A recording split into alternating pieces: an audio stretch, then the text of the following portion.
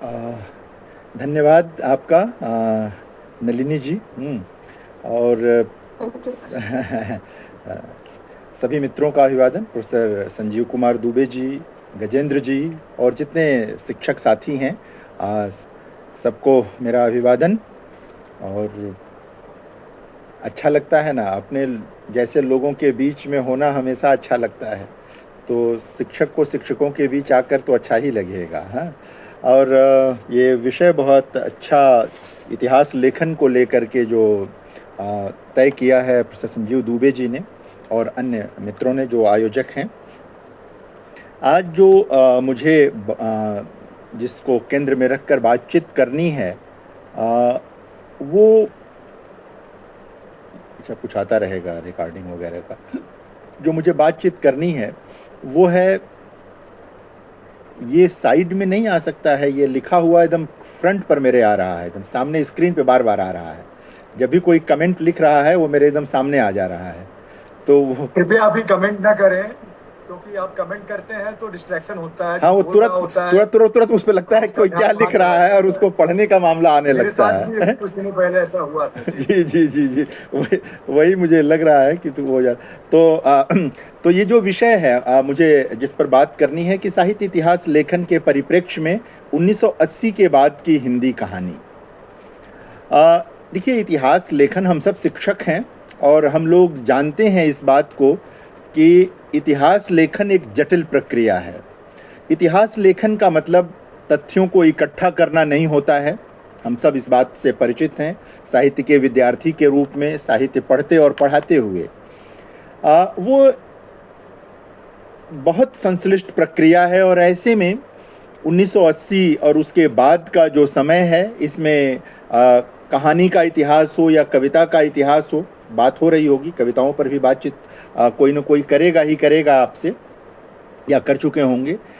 अ, होता क्या है कि कई बार आप जब इतिहास पढ़ने बैठते हैं किसी भी विद्वान का, तो लगता है कि कुछ छूट सा गया, कुछ रह सा गया। कोई चीज़ आप अगर विचारवान ढंग से आप चीज़ों को देखते हैं, विचारवान है, अगर आप सिर्फ इसलिए नहीं पढ़ रहे हैं कि कुछ सूचनाएं मिल जाएंगी, कोई चीज़ हो जाएगी, तो आपको कई बार खटका सा लगता है कि इसमें कोई चीज़ छूट सी गई है। आप जब विचार करने लगते हैं तो आपको कई बार अतिरिक्त आग्रह दिखाई देता है कुछ खास चीज़ों के लिए, किसी एक इतिहासकार में, किसी और अन्य इतिहासकार में दूसरी चीज़ के लिए, तीसरी चीज़ के लिए। तो जो चीज़ हम महसूस करते हैं एक विद्यार्थी के तौर पर, एक शिक्षक के तौर पर, वो होती है कि संतुलन है कि नहीं है। एक संतुलित दृष्टि का मामला इतिहास लेखन में हम ढूंढते हैं, हालांकि ये बहुत मुश्किल मामला है। इतिहास में और तमाम चीज़ों में ये होता ही रहा है कि जिस चीज़ का अभाव रहा है, हमको लगता है कि किसी के साथ कोई चीज़ ज़्यादती हो गई, कोई छूट गया, कोई रह गया। प्रवृत्तियों के मामले में भी ऐसा होता है कि इतिहासकार की अपनी अभिरुचि का मामला भी होता है कि कोई कोई प्रवृत्ति उसे बहुत अपील करती है और उस प्रवृत्ति के रचनाकारों को वो महत्वपूर्ण रचनाकार के रूप में रेखांकित करता या करती है। अन्य प्रवृत्तियों को वो गौण मान लेता या मान लेती है। कोई दूसरा इतिहासकार आता है, वो जिसको गौण माना गया है उसको वो प्रमुख मान लेता है। हम सब परिचित हैं इससे, हिंदी साहित्य के इतिहास लेखन की समस्याओं से। बाद में इतिहास लेखन को तमाम दृष्टियों से, जो स्त्री दृष्टि से, जो दलित दृष्टि से, आदिवासी दृष्टि से, तमाम दृष्टियों से देखने के प्रसंग भी हमारे सामने आ चुके हैं और हम सब लोग उससे परिचित हैं। जब हम 80 की बात करते हैं तो हमें याद आता है कि ये आपातकाल के तुरंत बाद का समय है। भारतीय सामाजिक संरचना में एक बड़ा बदलाव हमें 1975 के बाद से ही दिखाई देने लगता है। 80 आते आते वह बदलाव धरातल पर आ जाता है, जो सामाजिक संरचना का बदलाव है। और जाहिर है कि सामाजिक संरचना का जो बदलाव है, ऐसा हो नहीं सकता कि साहित्य में वो चीज़ें न दिखें। तो जो बदलाव उस समय आ रहा है 80 के आसपास के समय में, एक तो राजनीति का बदलाव आ रहा, हम सब जानते हैं कि जनता पार्टी की सरकार आई, जनता पार्टी की सरकार में बिखराव आ गया, 80 में फिर से कांग्रेस की सरकार आई। ये एक राजनीतिक तथ्यात्मक दृष्टिकोण है। इसके साथ साथ जो हुआ जिसे हम लोगों को रेखांकित करना चाहिए, कहानियां रेखांकित करती हैं कि तमाम तरह का जो एक तरह से अपराध का जो पूरा मामला था, सारी चीज़ें थीं, वो सतह पर दिखाई देने लगी। चीज़ें, जो चीज़ें पर्दे के पीछे कई बार होती थीं, वो समाज में दिखने लगीं, और वो हमारी रचनाओं में, हमारे कहानीकारों की रचनाओं में भी दिखाई देने लगी। आप 80 के आसपास के पूरे कहानी परिदृश्य को देखिएगा तो आपको ये दिखेगा कि समाज में बढ़ रहे अपराधों को केंद्र में रख करके बहुत सारी कहानियां उस दौर में लिखी गईं और वो चीज़ें आईं। तो ये वहाँ पर लगातार होता है। इसी तरह से वो पूरा समय है राजनीति का, बदलता जाएगा, रहेगा। आतंकवाद का दौर आता है, हम सब जानते हैं। पंजाब का पूरा प्रसंग 80 के बाद का ही उसी के आसपास का पूरा समय है, बाद में बढ़ता जाएगा। ये अभी हम कश्मीर में ये समस्या हमने देखी है, बहुत जगहों पर भारत के बहुत सारे हिस्सों में हमने इसे उस दौर में 80 के आसपास के समय में हमने इसे देखा। भूमंडलीकरण और उदारीकरण 90 के बाद के दौर की चीज़ें हो गईं। समाज में भी एक पूरा चला, मंडल कमीशन का लागू होना एक महत्वपूर्ण घटना की तरह आया, और यह भी आपको कहानी साहित्य में, कविताओं में भी एक दस्तावेज के तौर पर ये आपको मिलेगा। ये कुछ प्रमुख चीज़ें हैं जो बदल रहा है समाज। बहुत तेज़ी से हमारा समाज 80 और उसके बाद बदलने लगा। जो लोग कहीं पर्दे के पीछे थे, वो सतह पर आकर एकदम सत्ता में वो प्रवेश मिल गया उनको। कहानीकारों ने इसे रेखांकित करना शुरू किया। इसलिए अगर आप 80 के आसपास की कहानी पर विचार करें, इतिहास लेखन की दृष्टि से विचार करें, तो कुछ ट्रेंड्स आपको दिखाई देंगे। हमें देखना होगा कि वो ट्रेंड्स किस तरह आते हैं। जो पहला ट्रेंड जिस पर हिंदी कहानी में हम लोग बार बार चर्चा करते हैं, उसकी बात तो करनी ही चाहिए, गांव, किसान और हिंदी कहानी। गांव, किसान और हिंदी कहानी का ट्रेंड आता है। जो दूसरा ट्रेंड है 80 के आसपास, वो इसलिए कि आप देखेंगे कि जो जनता पार्टी की सरकार आई, जो चुनाव आया, वो दूसरी आज़ादी का प्रश्न कह करके वो पूरा राजनीतिक परिवर्तन आया था।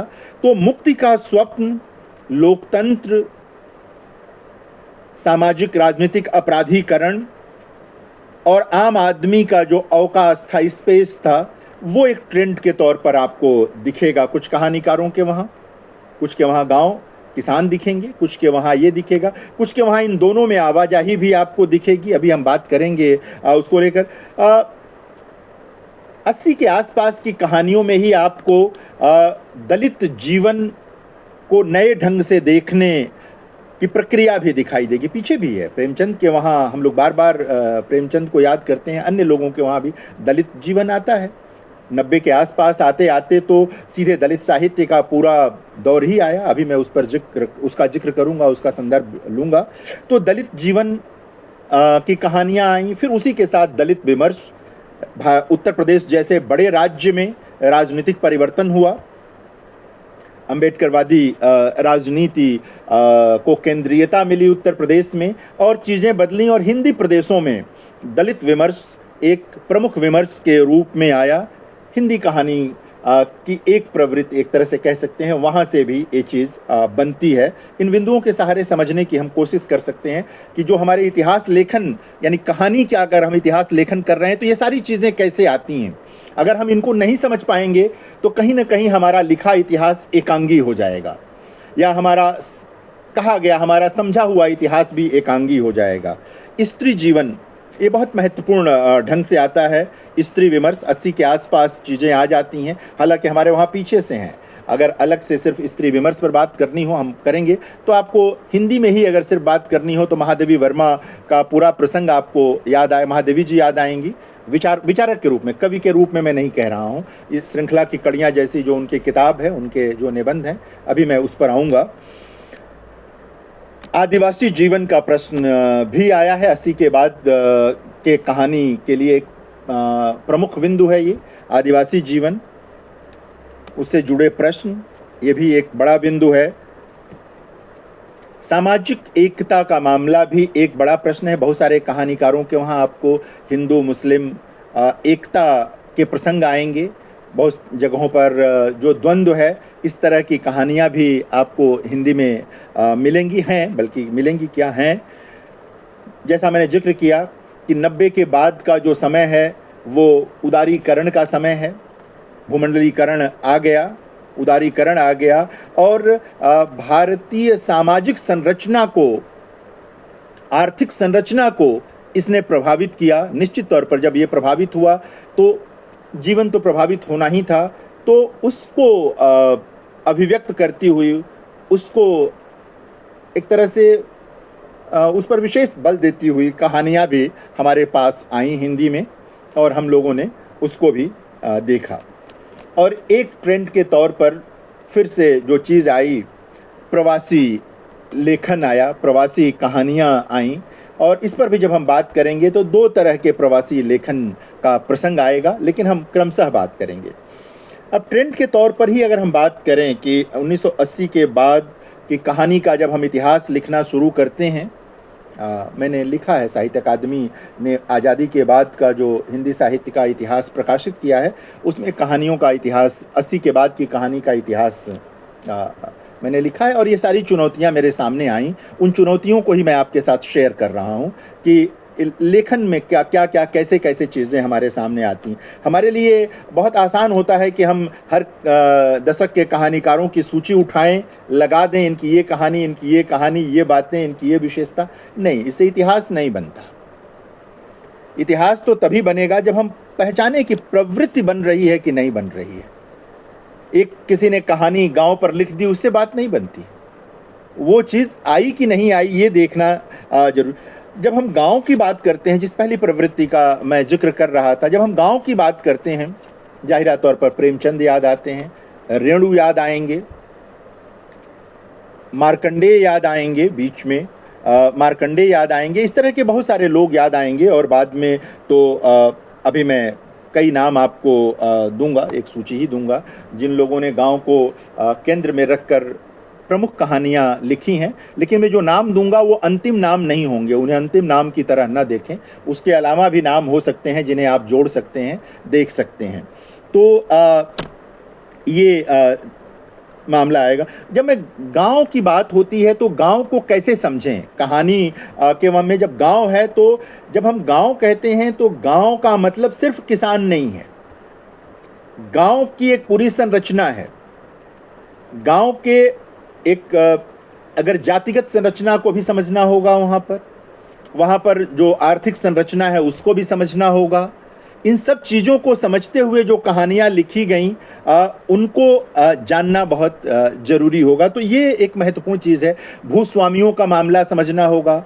जो पीछे जो उत्तर प्रदेश में हुआ, अन्य जगहों पर भी चकबंदी की जो योजना आई थी, उसका क्या असर आया, और 80 के बाद की कहानियों में कहानीकारों ने उसे किस ढंग से प्रस्तुत किया है, ज़मीन के विभाजन को और इन चीज़ों को कैसे देखा है, इसको समझने की बहुत ज़रूरत है। तब जाकर के हम सही वास्तव में समझ पाएंगे कि कहानीकार ने गांव को जो उठाया है, कैसे उठाया है। गांव में स्त्री की स्थिति, और गांव में भी जो स्त्री की स्थिति है, ठाकुर का कुआं में बहुत पहले प्रेमचंद ने उसका एक संकेत कर दिया था, उसको भी अलग अलग ढंग से समझना होगा। गांव में सभी वर्गों या जो जातियां हैं, उन सबकी स्त्रियों की स्थिति एक जैसी नहीं है। उसको भी समझने की ज़रूरत होगी कि कहानीकार ने कैसे उसको उठाया है, कैसे उसे रेखांकित किया है, समझा है। ठीक है ना, इन सबको समझने की ज़रूरत होगी। और यह भी कि रचनाकार का दृष्टिकोण कितना सकारात्मक है, ये बहुत ज़रूरी चीज़ है कि कहानी लिखी किस उद्देश्य से गई है। ये ज़रूर देखें। विज़न बहुत महत्वपूर्ण चीज़ है कहानीकार का। उसका जो उसका जो एक तरह से दार्शनिक पक्ष है, उसका जो वैचारिक पक्ष है, वो बहुत महत्वपूर्ण है। बहुत से लोगों की कहानियाँ आपको दिखेंगी। एक सूची ही है। विजेंद्र अनिल हैं, विजयकांत हैं, सुरेश कांटक हैं, शिवमूर्ति हैं, मधुकर सिंह हैं, मदन मोहन हैं, संजीव हैं, पुन्नी सिंह हैं, मैत्रेयी पुष्पा हैं, स्वयं प्रकाश ने भी कुछ गांव की केंद्रित कहानियाँ लिखी हैं, बटरोही जी ने लिखी हैं। पंकज बिष्ट के पास भी पहाड़ का जो गांव है, पहाड़ का जो अंचल है, गांव है, उसको लेकर के कहानियाँ हैं। ज्ञानंदन के वहाँ हैं, मिथिलेश्वर के वहाँ हैं, रामधारी सिंह दिवाकर के वहाँ हैं, अरुण प्रकाश जी के वहाँ हैं, महेश कटारे के वहाँ हैं, ओम प्रकाश वाल्मीकि जी के वहाँ हैं, भगवान दास मोरवाल के वहाँ हैं, गौरीनाथ के पास हैं, सत्यनारायण पटेल के पास हैं, चरण सिंह पथिक के पास हैं, सुभाष चंद्र कुशवाहा के पास हैं, कैलाश वनवासी, अरुण कुमार असफल, मुरारी शर्मा। बहुत सारे नाम हैं। नाम मैं गिनाऊंगा तो खाली नाम से ही बात बन जाएगी। इतना नाम इसलिए मैं गिना रहा हूँ कि यह जो प्रवृत्ति है, गांव की सामाजिक संरचना, गांव की आर्थिक संरचना और किसान, कम दिखते हैं हिंदी कहानी में, लेकिन इतने भी कम नहीं हैं। रेखांकित होने वाली यह एक प्रवृत्ति 80 के बाद की कहानी की है।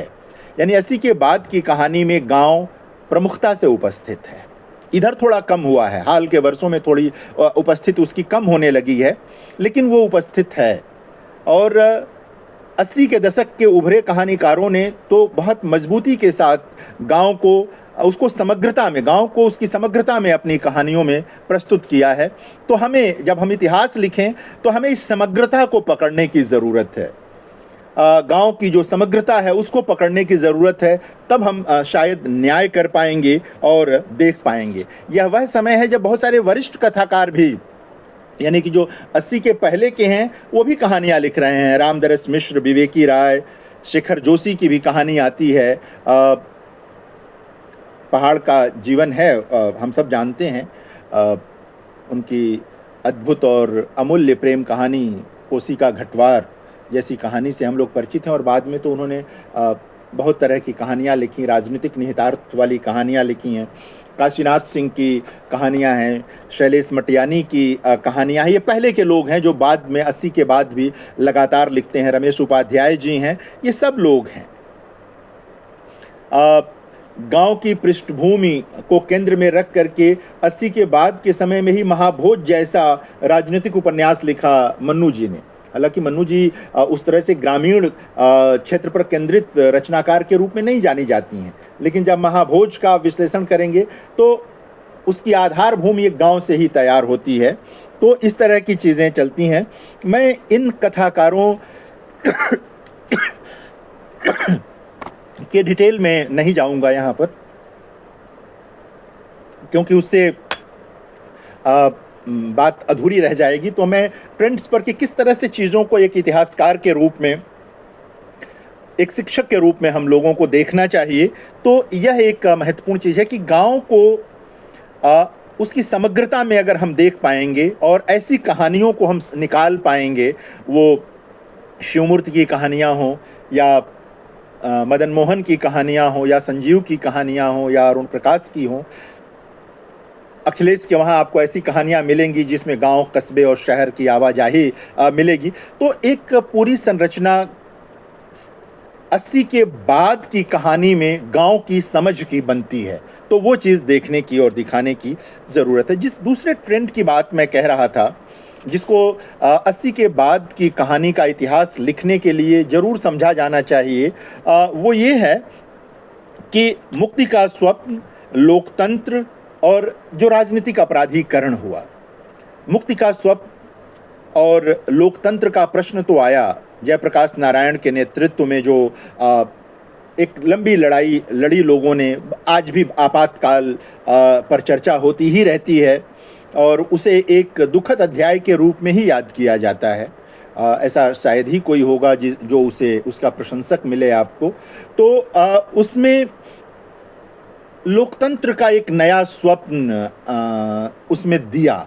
अब वो कितना सही निकला, कितना सफल हुआ, ये कहानीकारों की कहानियों के माध्यम से हमें रेखांकित करना होगा इतिहास लिखते हुए। क्यों कुल 2-2.5 वर्ष में उसमें बिखराव आ गया, जबकि स्वप्न बड़ा था, सारी चीज़ें थीं। और कैसे एकाएक वे लोग राजनीति में आ गए जिन पर मुकदमे थे, जिन पर अपराध के केस दर्ज थे, तमाम चीज़ें थीं, ऐसे लोग राजनीति में आए, विजेता हुए और बहुत सारी चीज़ें बदल गईं। इसको भी कहानीकारों ने रेखांकित किया है अपनी कहानियों में, और इसे भी इतिहास लिखते हुए हम लोगों को देखना और समझना होगा। तभी बात बनेगी। किसी व्यक्ति का मामला नहीं है कि कौन आया कौन गया, ये नहीं। एक जो चरित्र बनने लगा उसको आज भी हम देखते हैं कि माननीय प्रधानमंत्री जी और तमाम लोग लगातार इस पर बल देते हैं, इस बात को करते हैं कि अपराध को हटाया जाना चाहिए राजनीति से, उनके लिए कोई स्पेस नहीं होना चाहिए इसमें। तो यह एक बड़े प्रश्न के तौर पर वहाँ पर ये चीज़ आई जिसे कहानीकारों ने उठाया। अखिलेश की कहानियों में आपको ये चीज़ दिखेगी।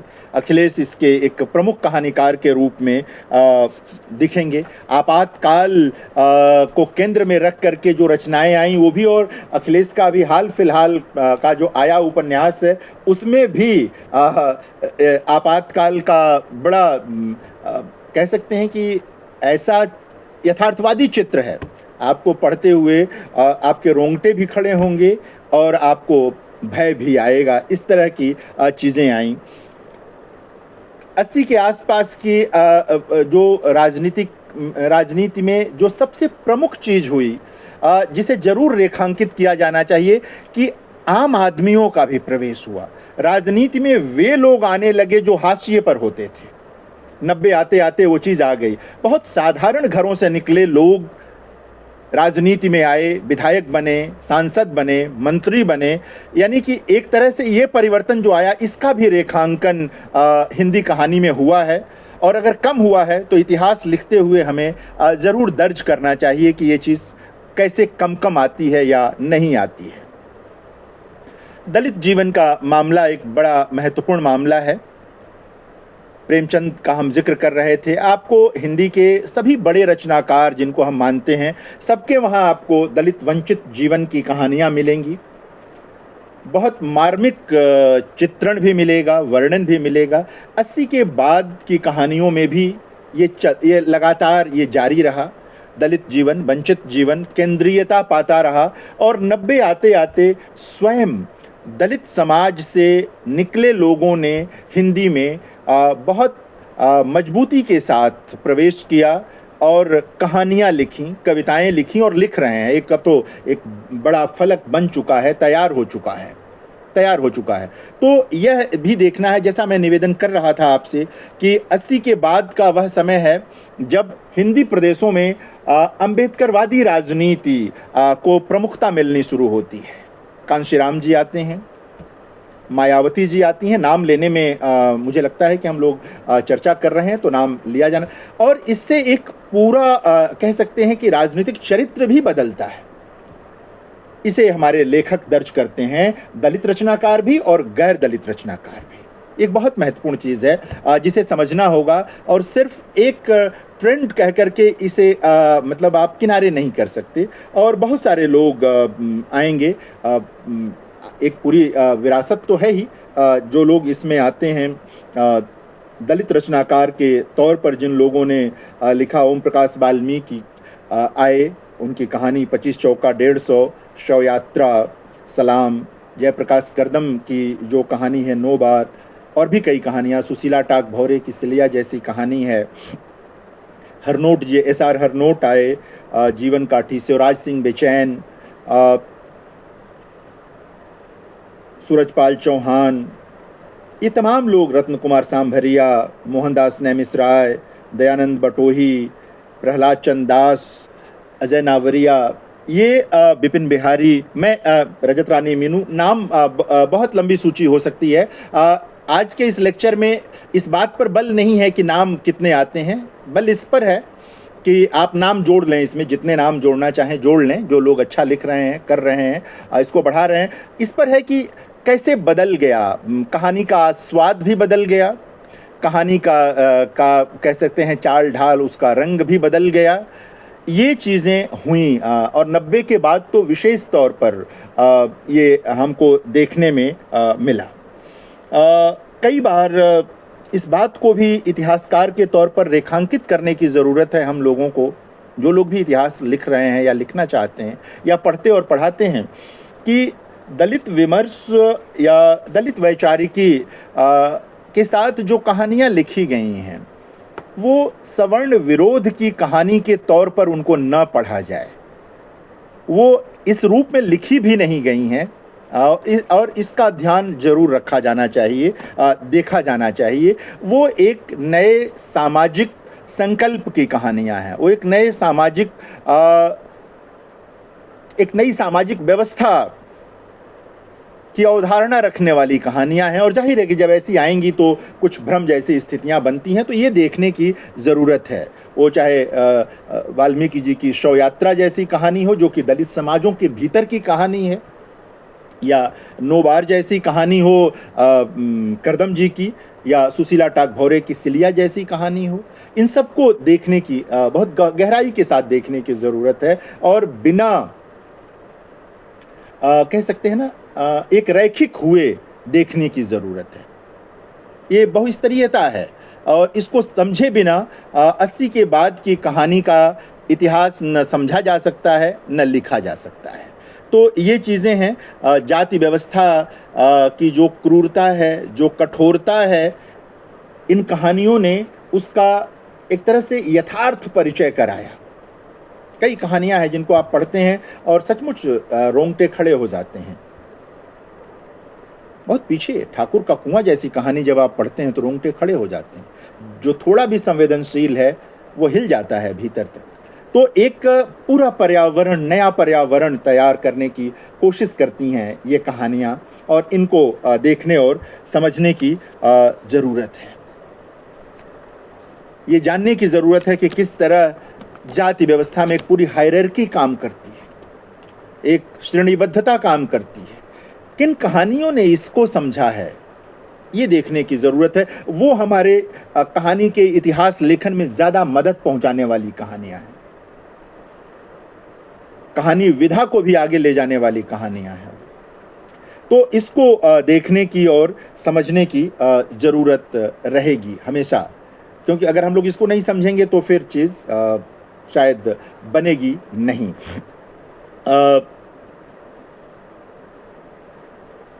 जो तथ्य हैं उसके आधार पे ओम प्रकाश वाल्मीकि की जो पहली कहानी थी 1988 में प्रकाशित हुई थी, जंगल की रानी। जाहिर है कि उसके बाद एक लंबी यात्रा उन्होंने की और हिंदी कहानी का घनत्व बढ़ाया उन्होंने। वो ऐसे अनुभव उन कहानियों में आए जो पहले नहीं थे। सहानुभूति और अनुभूति का प्रश्न भी एक बड़े प्रश्न के तौर पर साहित्य में आया, कहानी में भी, कविता में भी, साहित्य की अन्य विधाओं में भी। वो अब भी बहस के बीच है कि क्या अनुभूति पर्याप्त नहीं है, क्या अनुभूति ही पर्याप्त है, सहानुभूति पर्याप्त नहीं है, क्या सहानुभूति के सहारे कोई महान रचना संभव नहीं है, जबकि हुई तो हैं। तो ये बहस के बीच है, किसी निष्कर्ष पर पहुंचने की कोई हड़बड़ी नहीं होनी चाहिए, है भी नहीं, होने का कोई मामला भी नहीं है। तो इन सब को केंद्र में रख करके जो कहानियाँ आईं, जो कहानीकार आए, उनको भी समग्रता में देखने और समझने की ज़रूरत है, तभी बात बनेगी और निकल करके आएगी। जो तीसरा प्रश्न है जिस ओर मैं आप लोगों का ध्यान आकृष्ट करना चाहता हूं 1980 के बाद की कहानी को केंद्र में रखते हुए, वो है स्त्री जीवन, स्त्री विमर्श, स्त्री लेखन। स्त्री जीवन तो तमाम पुरुष रचनाकारों की कहानियों में भी आता ही रहा है, उसके बिना काम चल नहीं सकता ना। आधी आबादी के बिना तो आप कोई रचना क्या लिखेंगे, 2-4 रचनाएं लिख लेंगे, बनेगी नहीं। तो आधी आबादी की उपस्थिति तो रही ही है हमारे कथा साहित्य में, लेकिन आधी आबादी की ओर से अपने बारे में बात जब की जाए तो जाहिर है कि उसका महत्व अलग हो जाता है। और इस संदर्भ में इसी को देखने की ज़रूरत है। 1980 के बाद हिंदी में बड़ी संख्या में स्त्री रचनाकार आईं, कहानीकार आईं। जो नाम आप लोग सब जानते हैं वो तो हैं ही, उनके अलावा भी अभी मैं जिक्र करूंगा और उसको ले आऊँगा। पृष्ठभूमि को समझें। एक नागार्जुन की एक कविता है, 1948 की कविता है, और तालाब में मछलियाँ। उस कविता में नागार्जुन कहते हैं कि हमें इन्होंने कैद कर लिया तालाबों में, इसीलिए तो तुम्हें इन्होंने कैद कर लिया साथ साथ डेवढ़ियों वाली हवेलियों में, सुविधा और सामर्थ्य के मुताबिक। ये इसी की जो बात कविता में नागार्जुन कह रहे हैं, उनके कथा साहित्य में भी आपको दिखेगा। मिथिलांचल का पूरा परिवेश और वहाँ स्त्री की स्थिति बहुत यथार्थवादी ढंग से नागार्जुन की रचनाओं में वो चीज़ निकल करके आई। एक तरह से जो स्त्री लेखन का इतिहास है उसकी पृष्ठभूमि बहुत पीछे जाएगी। नवजागरण के साथ आपको उसको जोड़ना पड़ेगा, देखना पड़ेगा, और बहुत सारे प्रसंग आएंगे। बांग्ला भी जाहिर है कि सीमंतनी उपदेश और तमाम रचनाओं का संदर्भ आएगा। महादेवी जी का जिक्र मैं कर रहा था, श्रृंखला की कड़ियाँ का संदर्भ आएगा ही। इनके बिना आप 80 और उसके बाद, यानी कि इनके बिना आप एक तरह से देखेंगे कि इसी की पृष्ठभूमि में आप कृष्णा सोपती, मन्नू भंडारी, उषा प्रियंवदा जैसी रचनाकारों को उसी परंपरा में देखेंगे। फिर उसी परंपरा में जब आप और आगे आएंगे तो वहाँ पर आपको मृदुला गर्ग, चित्रा मुद्गल, ममता कालिया ये रचनाकार दिखाई देंगे। थोड़ा और आगे आएंगे तो आपको मैत्रेयी पुष्पा दिखेंगी, अनामिका दिखेंगी, गीतांजलि श्री दिखेंगी, बहुत सारा राय दिखेंगी, बहुत सारा भी। मैं और भी आपको एक पूरी सूची ही दूंगा, और इसलिए कि इन सब ने अलग अलग ढंग से हिंदी कहानी को समृद्ध किया, बदला है।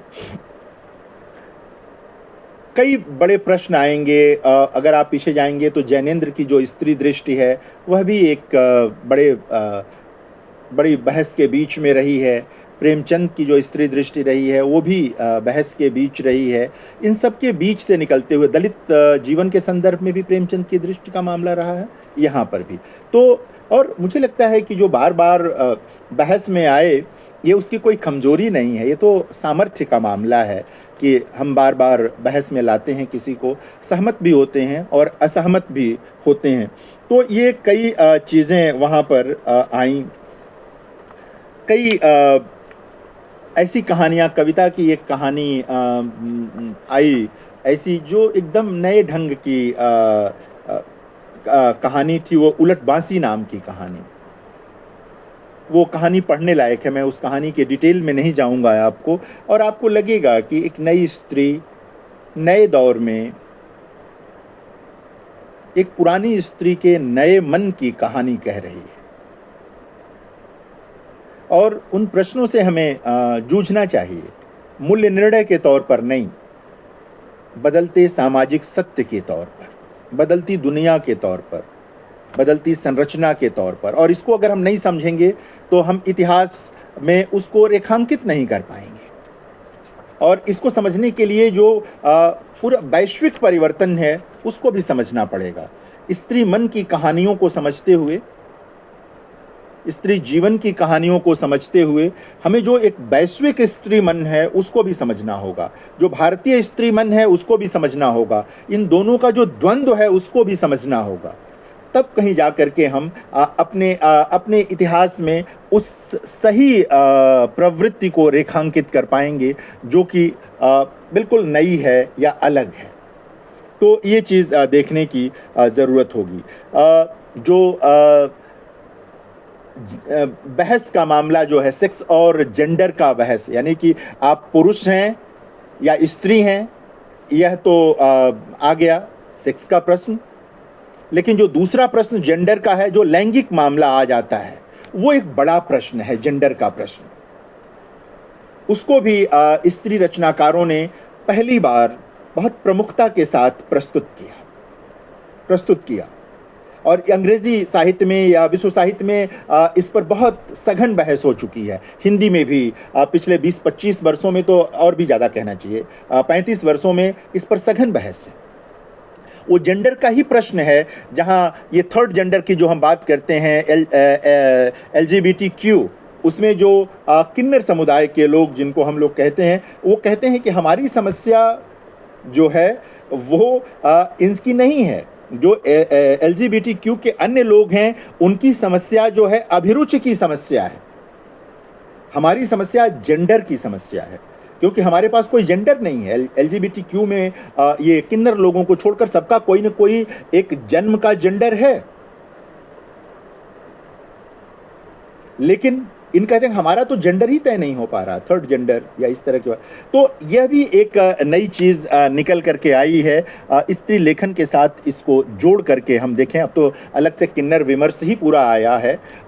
मैं कई बार कह चुका हूँ कि पीछे जो केंद्रीय साहित्य अकादमी ने अपने 3 बड़े समारोह किए अंतर्राष्ट्रीय, उसमें अलग से पूरे सत्र रखे थर्ड जेंडर को केंद्र में रखकर, और उन्हीं समुदायों के रचनाकार उसमें आए, उन्होंने अपनी रचनाएं भी पढ़ी और अपनी बात भी की।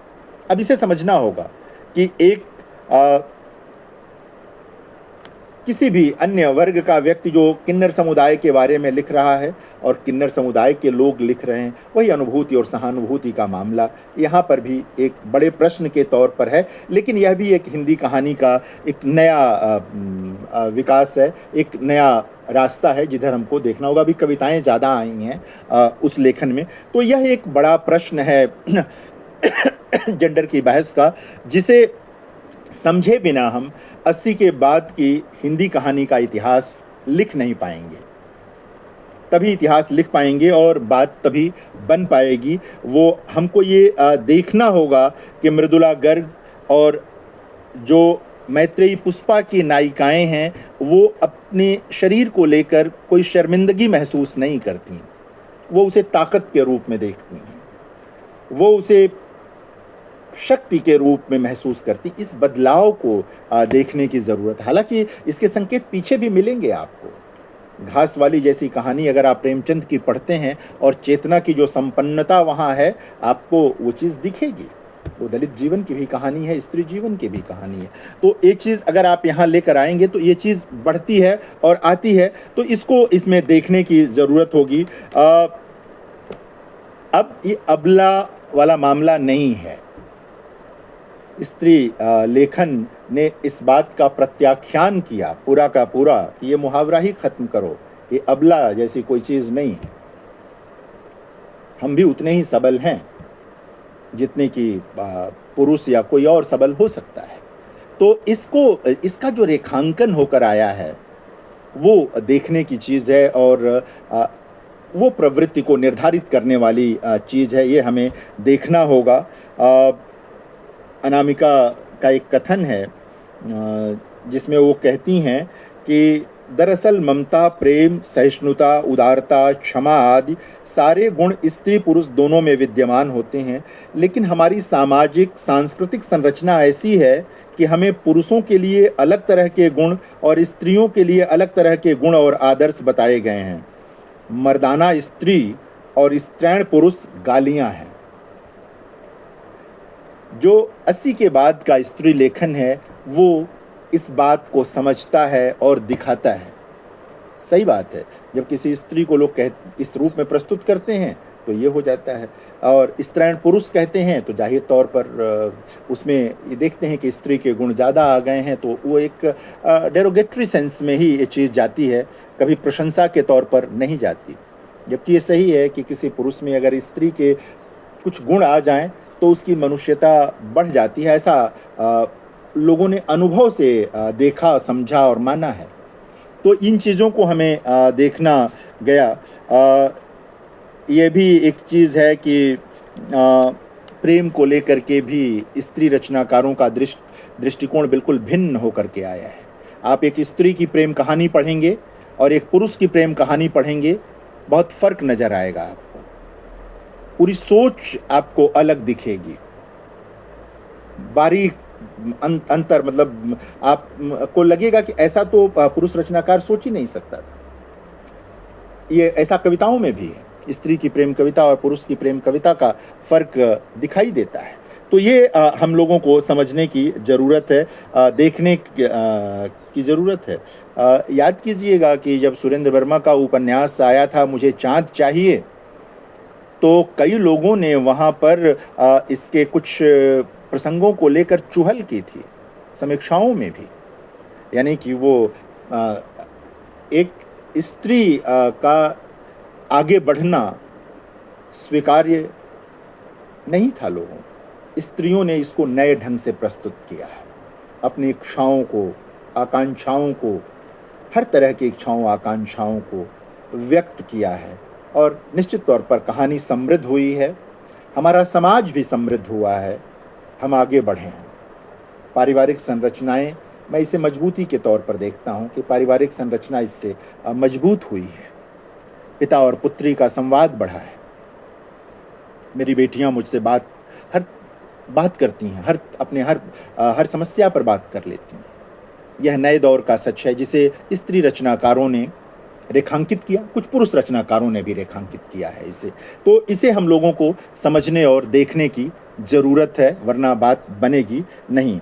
मैं थोड़ा थोड़ा आगे बढ़ूं, नहीं तो रहेगा। कुछ नाम अगर चाहें तो कुछ नाम हम कर सकते हैं कि इधर मृदुला जी का, चित्रा जी का, ममता जी का लिया, सुधा नाम तो आ ही गया, सुधा अरोड़ा आ गई, अर्चना वर्मा जी थीं, मृणाल पांडे, कुसुम अंसल, कमल कुमार, नासिरा शर्मा, मेहरुन्निसा परवेज, मंजुल भगत, उषा किरण खान, सूर्यवाला, मैत्रेयी पुष्पा, गीतांजलि श्री, सारा राय, जया जादवानी, उर्मिला शिरीष, अल्पना मिश्र, कविता का जिक्र किया मैंने, मनीषा कुलश्रेष्ठ, पंखुरी सिन्हा आदि। एक लंबी सूची मिलेगी। और जो पीछे का मैंने नाम लिया, कृष्णा सोप्ती जी, उषा प्रियंबदा जी, मनु भंडारी जी, ये लोग भी बाद तक लिखती रहीं। और अब भी उषा जी अभी भी आई थी पिछले दिनों अमेरिका से, और अब भी वो सक्रिय हैं।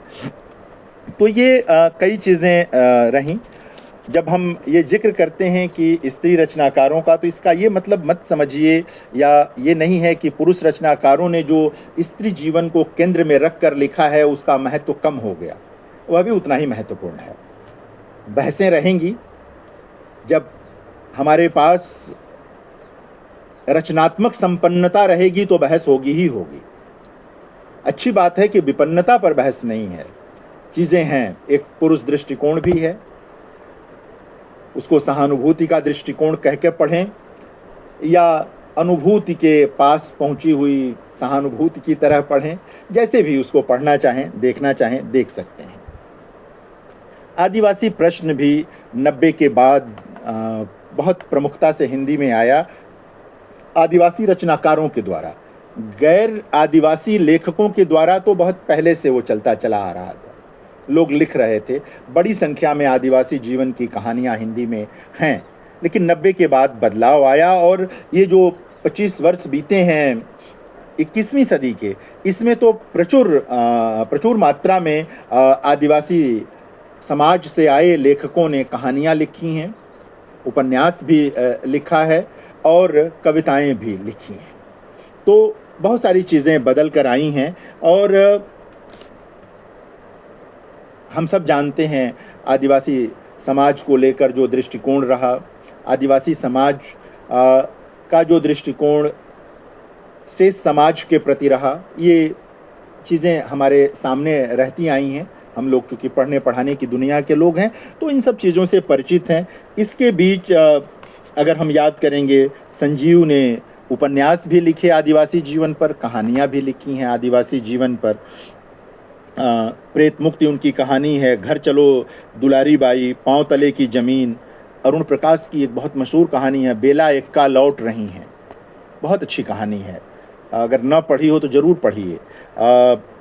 भालचंद जोशी की पहाड़ों पर रात, मेहरुन्निसा परवेज की कहानी है टोना, पंकज मित्र की अधिग्रहण, सेंद्रा एनकाउंटर जिसको कहते हैं, सेंद्रा, बंटी और बबली, तरुण भटनागर की चाँद चाहता था कि धरती रुक जाए, जहर बुझे तीर, रणेंद्र की रात बाकी है। और सीधे आदिवासी समाज से संबंध रखने वाले हरिराम मीणा की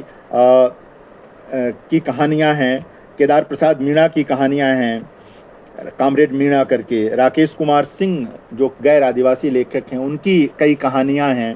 तो कहना सिर्फ यह है कि इनमें से जो कुछ गैर आदिवासी लेखक हैं उन्होंने भी बहुत ईमानदारी के साथ महत्वपूर्ण लेखन किया है, लेकिन जो सीधे उन समाजों से आए हैं उनका लेखन निश्चित तौर पर अलग चमक रख रहा है, दिखता है, और हमें उसको देखना और समझना तो होगा ही, जानना तो होगा ही।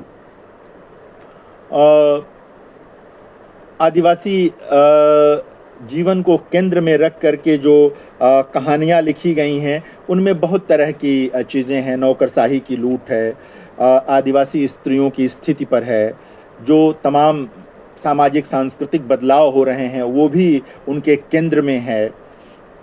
उनकी अस्मिता के प्रश्न हैं, वो जो जंगल ज़मीन के जो प्रश्न हैं वो तो हैं ही, पानी जंगल ज़मीन, ये सब जो प्रश्न हैं ये सब तो रहेगा ही रहेगा, उसके बिना तो बात हो नहीं सकती। लेकिन हिंदी कहानी में एक परिवर्तन उपस्थित किया सीधे आदिवासी समाज से आए लेखकों ने, इसे भी हमें रेखांकित करना होगा 80 के बाद के कहानी के इतिहास लेखन में, गैर आदिवासियों द्वारा लिखे को भी और इनको भी, तभी एक संतुलन बनेगा और बात बनेगी। अगर एक रैखिक हम होंगे तो संतुलन नहीं बनेगा, कोई चीज़ छूट जाएगी हमसे। और किसी एक वैचारिकता का हावी होना भी इतिहास लेखन के लिए बहुत अच्छा नहीं है। उस वैचारिकता के लिए तो अच्छा हो सकता है, लेकिन समग्रता में इतिहास लेखन के लिए वो अच्छा नहीं होगा, चीज़ें रहेंगी। तो जब मैं कह रहा हूँ कि आप तटस्थ हों, इसका मतलब गैर विचारवान होना नहीं है, इसको जरूर समझें। तो ये एक चीज़ आएगी इसमें।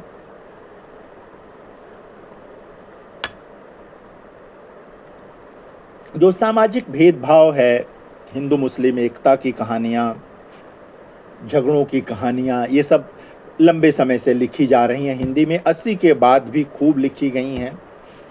90 के बाद एक दौर आया कि बड़ी संख्या में इस तरह की कहानियाँ लिखी गईं, महत्वपूर्ण भी कुछ मानी गईं, रेखांकित की गईं। उनमें स्वयं प्रकाश की कहानी है, बहुत सारे लोगों की। और अगर पीछे जाएंगे आप इस तरह की चीज़, तो मोहन राकेश के वहाँ मलबे का मालिक जैसी कहानी आपको मिलेगी। बदी उजमा का उपन्यास छाको की वापसी मिलेगा। भीष्म साहनी के तमस नामक उपन्यास में भी आपको ये सब चीज़ें मिलेंगी। झूठा सच में भी मिलेगा। यानी कि यह कोई एक नया यथार्थ नहीं है जो 80 के बाद की कहानी में आता है, जिसे अखिलेश या अन्य कहानीकार दिखाते हैं। वो कोई एकाएक आई चीज़ नहीं है, वो है चलती चली आई चीज़ है। प्रेमचंद के वहाँ भी इस तरह की कहानियाँ हैं, उसको देखने और समझने की ज़रूरत होगी। बिना उसके बात नहीं बनेगी। उदय प्रकाश के वहाँ भी इस तरह की कहानी आपको मिलेगी। तो जाहिर है कि जो सामाजिक संरचना में जो चीज़ें बदल रही हैं वो बदलाव आपको दिखेगा, और इनको इतिहास लेखन में हमें कहीं ना कहीं इसको दर्ज करना होगा, देखना होगा, ताकि एकांगी न रह जाए इतिहास। इसको देखने की ज़रूरत है। उदय प्रकाश, शिवमूर्ति, शंकर, अरुण प्रकाश, बंद कर दें। प्रतिभागियों से अनुरोध है कि अपना माइक म्यूट कर लें। अपना माइक म्यूट कर लें प्रतिभागी।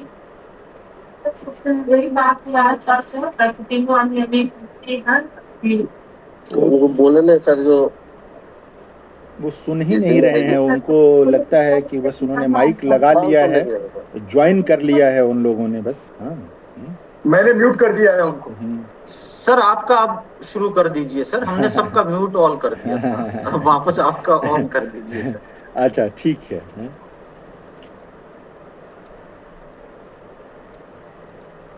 ठीक है। तो होता क्या है कि कई बार कुछ लोग जो है ना वो ऑन कर लेंगे और उसके बाद वो भूल जाते हैं कि वो किसी कार्यक्रम को सुन रहे हैं। वो उसमें अपना कुछ न कुछ चलाते रहते हैं। तो ये कुछ कहानियाँ, इस तरह की बहुत सारी कहानियाँ हैं, और जिसमें हम देखेंगे कुछ बहुत अच्छी एक कहानी है, वो पढ़ने लायक कहानी है, जिसको हम ज़मीन नाम की एक कहानी है अवधेश प्रीत की। वो ज़रूर पढ़नी चाहिए। चेतना खुलती है। वे लोग जो बहुत कट्टर किस्म के लोग होते हैं, उनको तो ज़रूर ही पढ़नी चाहिए ये कहानी, हम ज़मीन। और भी बहुत सारी कहानियाँ हैं। तो यह एक प्रसंग है जो एक बड़ा बदलाव आया, और जिस बदलाव को लेकर हिंदी में बहुत सारे शोध ग्रंथ लिख दिए गए, वो है भूमंडलीकरण और उदारीकरण। 90 के बाद का जो समय है, मुख्य रूप से उसमें हम सब जानते हैं कि ये सब कुछ 90 के बाद के समय में हुआ। नरसिम्हा राव जी प्रधानमंत्री थे, मनमोहन सिंह जी वित्त मंत्री थे, और बहुत सारी चीज़ें हुई। मैं उस डिटेल में नहीं जाऊंगा, आप सब अध्येता हैं, आप सब उसको जानते हैं। मैं कहना सिर्फ ये चाहता हूं कि बहुत तेज़ी से भारतीय मन बदल गया। युवा मन भी बदला, स्त्री मन भी बदला, जो जिन्हें आप कह सकते हैं कि बड़ी उम्र के लोग थे, उनका भी मन बदला। इतना तेजी, 2 ही बार इस तरह, 2 या 3 बार भारत में आपको इस तरह मन बदलने की घटनाएं मिलेंगी। एक स्वाधीनता आंदोलन की समाप्ति पर, यानी भारत के आज़ाद होते ही मन बदला सभी भारतीयों का, अद्भुत ढंग से वो मन बदला। दूसरा, आपातकाल के बीत जाने पर मन बदला। और तीसरा, यह 90 के बाद का समय है, उदारीकरण का जो समय आया, बदला। उसकी कितनी मुश्किलें आईं वो बात की चीज़ है। हुआ यह कि लोग रिटायर होने के बाद घर बनाने के बारे में सोचते थे, लोन मिलने लगा, बहुत सारी चीज़ें होने लगीं, गाड़ी आ गई, तमाम तरह की चीज़ें। ये पूरा जो फ्लैट कल्चर है वो थोड़ा पहले से आ गया था महानगरों में, छोटे कस्बों शहरों में भी वो जाने लगा।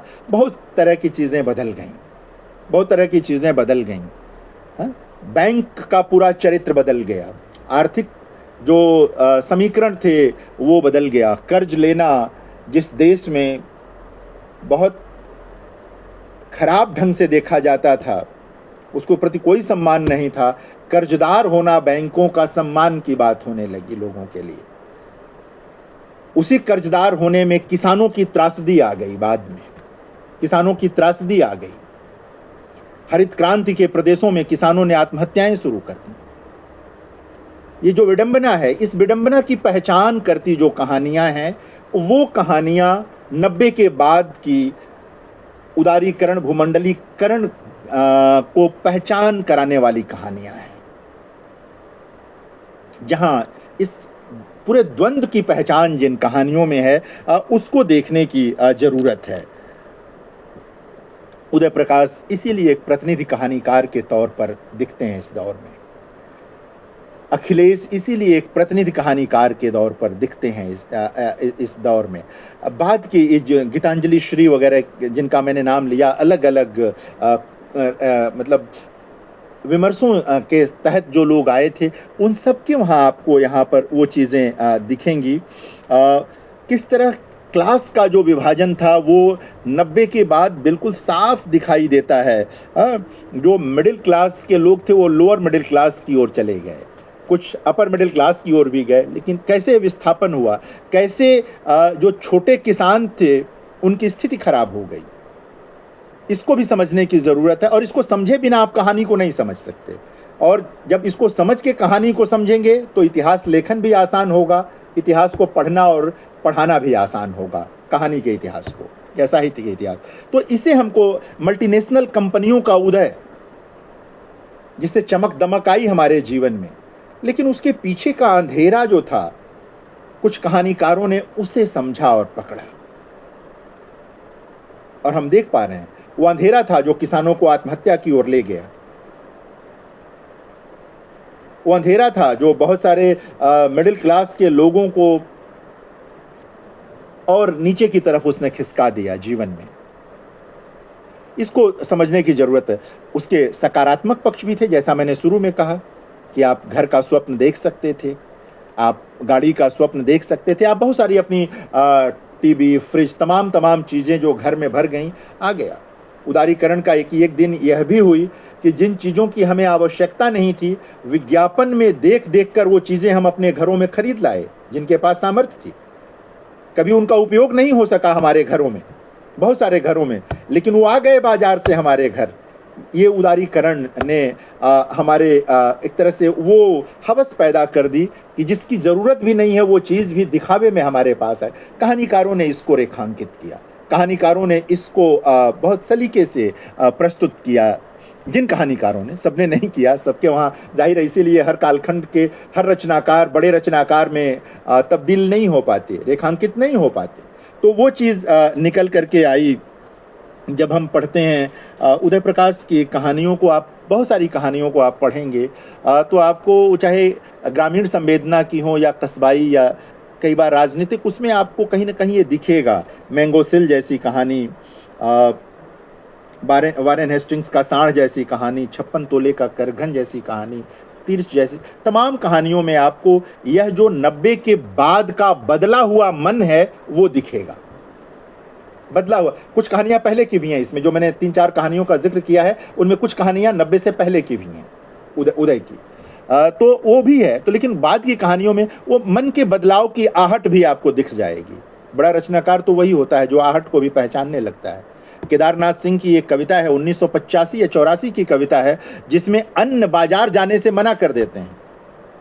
यानी कि भूमंडलीकरण, उदारीकरण आने से करीब 5-7 वर्ष पहले केदारनाथ सिंह ने उस आहट को पहचान लिया था, देख लिया था कि ये द्वंद्व होने वाला है, ये समय आने वाला है जब चीज़ें टकराएंगी। तो ये हम लोगों को समझने की ज़रूरत है। और संरचना के स्तर पर भी कहानियों में बदलाव आया। एकाएक लंबी कहानियों का दौर आया, सभी रचनाकार लंबी कहानियाँ लिखने लगे।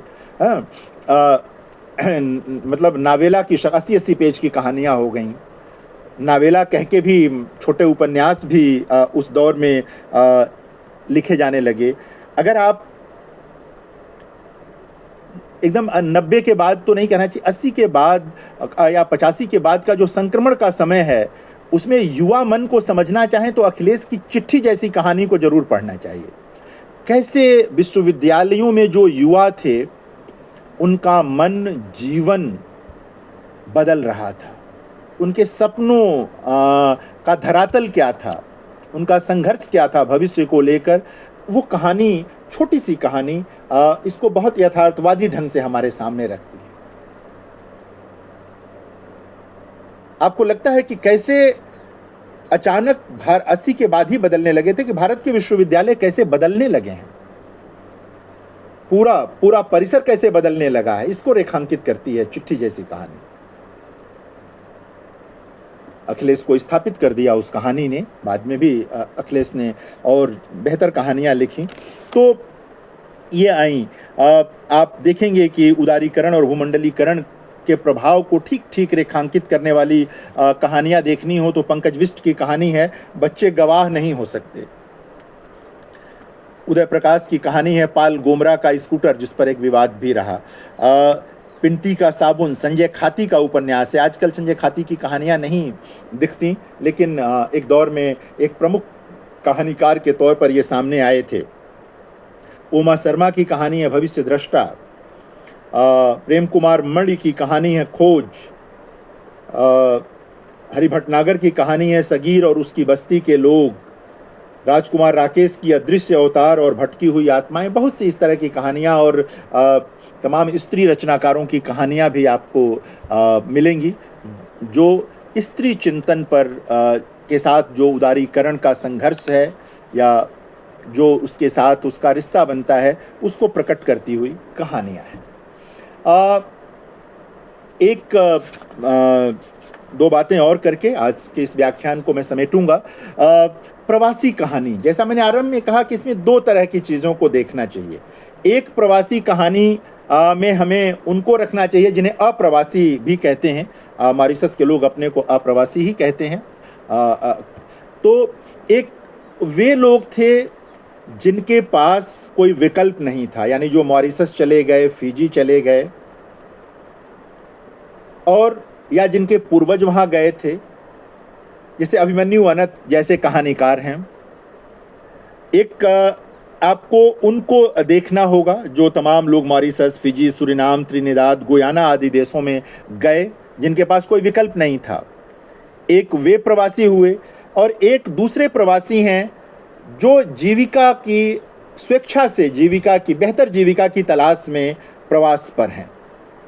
अमेरिका में, इंग्लैंड में, ऑस्ट्रेलिया में, कनाडा में, वो भी बहुत अच्छा लिख रहे हैं। तो इन दोनों को एक साथ नहीं रखना चाहिए। एक में अपनी धरती को मजबूरी में छोड़ने का दुख था, लौट नहीं सके।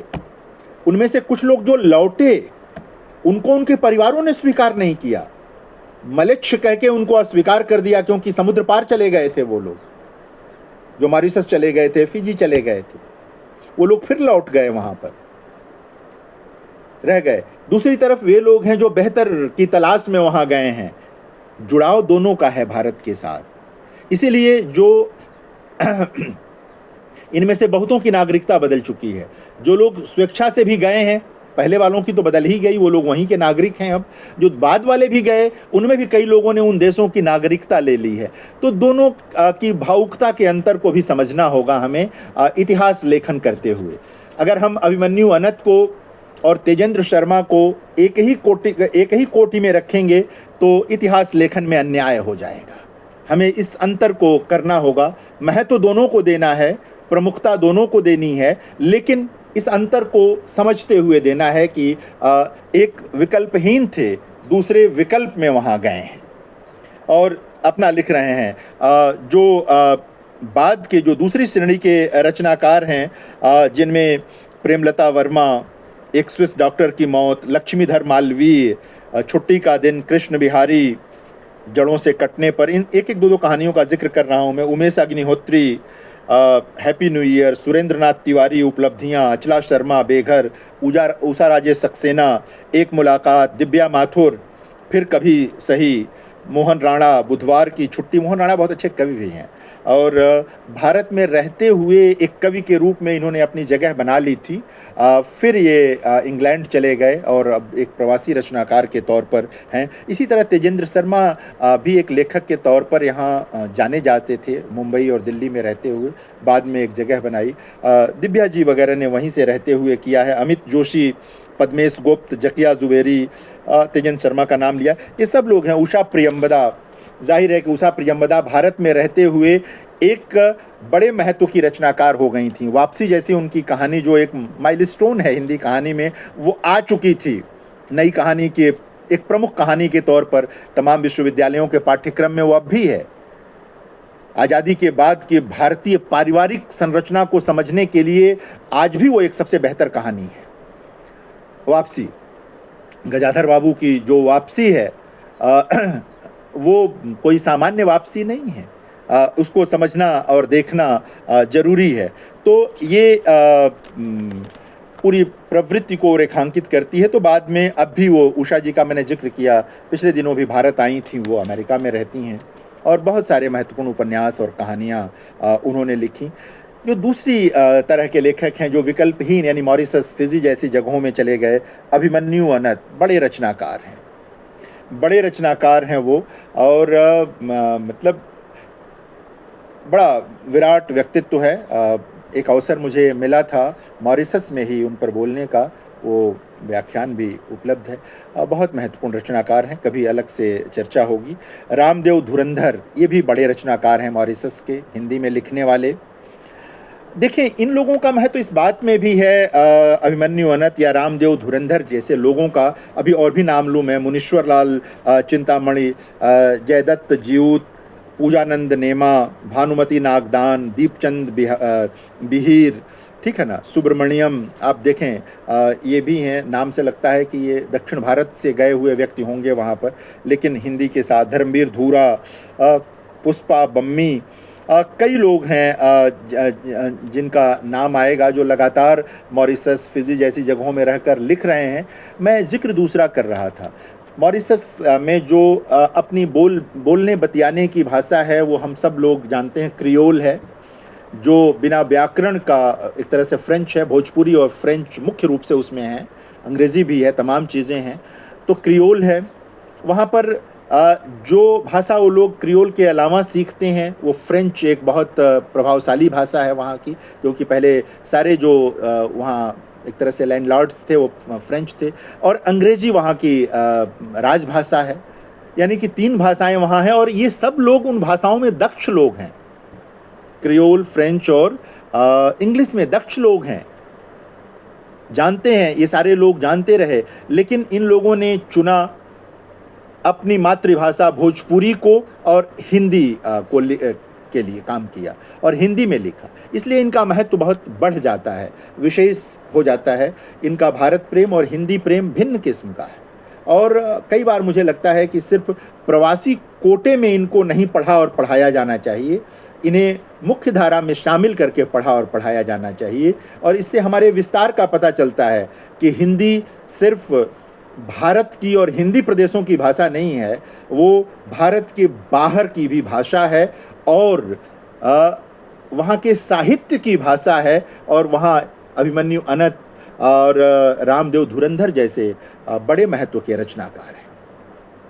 यह जो पिछले 20-25 वर्ष का समय बीता है, 25 वर्ष का, इसमें भी बहुत सारे महत्वपूर्ण कहानीकार उभर करके आए हैं। कुछ का नाम मैंने अलग अलग प्रसंगों में लिया भी। आप देखेंगे तो पंकज मित्र का नाम लिया मैंने। नीलाक्षी सिंह एक बहुत महत्वपूर्ण कथाकार हैं इस दौर की। रवि बुले हैं। मतलब नीलाक्षी सिंह और पंकज मित्र की तो कई कहानियाँ बहुत ही महत्वपूर्ण हैं।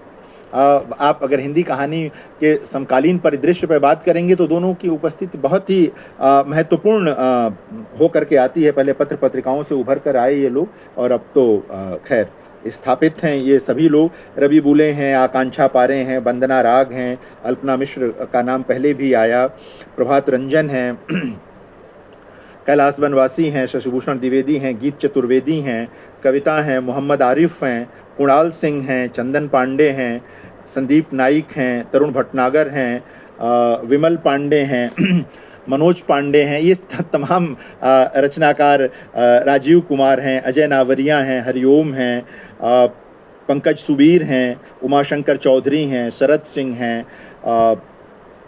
जयश्री राय हैं, प्रत्यक्षा हैं, ज्योति चावला हैं, हुस्न तबस्सुम नेहा हैं, सोनाली सिंह हैं, अनुज हैं, उपासना हैं, अरुण कुमार असफल हैं, पराग कुमार मांदले हैं, अभिषेक कश्यप हैं। ये बहुत सारे रचनाकार हैं और भी कई अभी फलक पर पिछले दिनों लगातार आपने देखा होगा कि वनमाली ने 2 इधर नवलेखन अंक निकाले। उन नवलेखन अंकों से कई बिल्कुल नए रचनाकार आए हैं, निधि अग्रवाल और तमाम लोग निकल करके आए हैं उसमें से। तो हिंदी कहानी का जो वर्तमान परिदृश्य है वो भी बहुत संपन्न है, और इसमें भी ये सारे ट्रेंड्स जिनका मैंने पीछे जिक्र किया, वो ट्रेंड्स आपको अलग अलग में दिखाई देंगे, वो चीज़ें दिखेंगी। कुछ नए ट्रेंड्स भी बन रहे हैं, वो बन जाएंगे तो उनको भी रेखांकित किया जाएगा। इतिहास लेखन में हड़बड़ी नहीं होनी चाहिए, उससे दिक्कत होती है। मुझे लगता है कि बहुत सारी बातें मैंने कर ली हैं और थोड़ी बहुत चर्चा हो जाए तो बात हो जाएगी। धन्यवाद आप सबका।